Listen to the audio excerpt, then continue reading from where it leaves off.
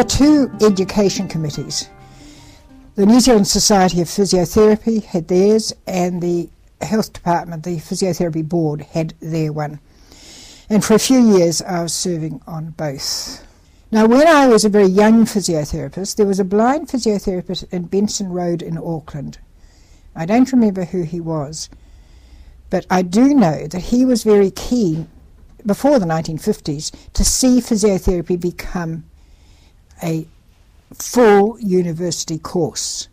And when I trained in 1950, it was half university and half hospital board. Later, at some stage, I don't know when, it moved into the Polytech system. On the Society Education Committee was Dorothy Gordon, Ros Ham, both Wellington physiotherapists, and very useful members because they knew all the politics of health. Annette Jackman from Auckland was chairman, very efficient. I was on it, and there was Mike Lamont. We used to have meetings and gradually tried to bring some order into what we needed. I think we were struggling to get more education for physiotherapists without first quite knowing what we needed. I remember Mike Lamont was very keen to have an intermediate year to get into physiotherapy school. Now, Annette Jackman, as chairman, she had been to Canada and she had done a top-up degree course over there, so she knew a little bit about universities. Ros Ham trained at university in Queensland, although she had done a diploma course, but she knew about the university environment. I had my MSc at that stage. I was very keen to see research coming into physiotherapy, very keen indeed. So we were quite an interesting team, and there was a lot of talking back and forward and where we'd go and so on. And then eventually it was accepted. It was, for a few years there, it was part tech, part university, and then it became full University of Otago course. I don't have the dates on that to hand. But I want to talk about one little area that I remember so well.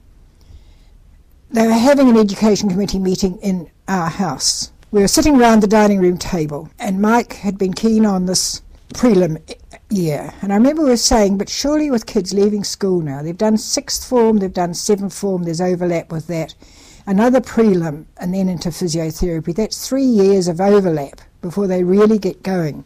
Let's look for another year at the other end of physiotherapy. And I think that was a key moment when we realised we needed it at the other end. We didn't need more beginnings. We needed an ending that gave a year for the whole research concept to get drawn into physiotherapy. All right, time went on, then negotiations with different universities. I remember we went to Victoria University, and the people seeing us included a psychologist who I'd known at various conferences, and he was the touchy-feely sort of psychologist that put his arms around me and gave me an enormous hug. A bit embarrassing when you think you're going off on a formal committee, but never mind. But they couldn't take us on. They were doing work at that stage with the nurses to get that university education. Anyway, it ended up that we got interested with Otago University. Now, this is another slightly funny story, the way things go, and I don't know what I'm doing to my reputation here. But the Vice-Chancellor of Otago University was Robert Irvine, who I'd known in our young days. He'd come to my 21st. Hadn't seen him since then. So we had this appointment to go and meet him. There was Annette, Dorothy, Ros, and me. Mike Lamont wasn't there for some reason. So we go into his office, his big office, and he comes out from behind his desk. Hello, Margaret, and I introduced, so it was hello, Dorothy, Ros, Annette. Utterly put us at ease, and we all sat together. And we were talking round, and we had already in our discussions decided it was research we wanted. We didn't want to do anything about status or anything else. We just wanted this research thing, and why. And that between us we had some experience that could back this up. So we had quite a long time with him. Then our other appointment that day was over at the phys ed school. And the professor there, who again, I'm sorry, I've forgotten his name. But we wanted to talk with him about the possibility of physiotherapists doing a master's degree through their program, because phys ed for a long time had both diplomas and degrees, well-established courses. Now, we were over in his office, 4 of us. Well, this is nearly 25 years ago. This is before cell phones had been invented. This is when telephones were still attached to the wall.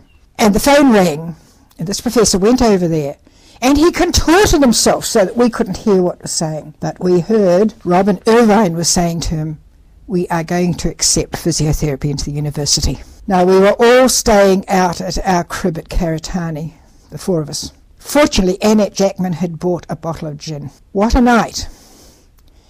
Next morning, most wonderful southern hospitality, Billy McLeod, Margot Skinner arrived carrying great baskets of food, and Mike turned up. He'd been staying somewhere else, and he turned up. So there was the education committee and the 2 from the university.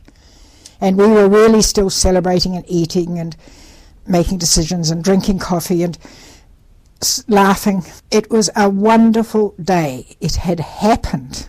Physiotherapy was moving into the university. I have a copy of our visitors' book, the page in which they all signed: Billy McLeod, Dorothy Gordon, Margot Skinner, Rosalind Ham, Annette Jackman, and Mike Lamont, and me. We were all there, and they are saying, and Dorothy was saying, "I'll return to the sunny spell." Margot, great for round table discussion. Ros, love it. Annette Jackman, wild and windy, a great spot. And Mike saying, lots of work. Well, that was the beginning of full university education for physiotherapists in New Zealand. Hallelujah.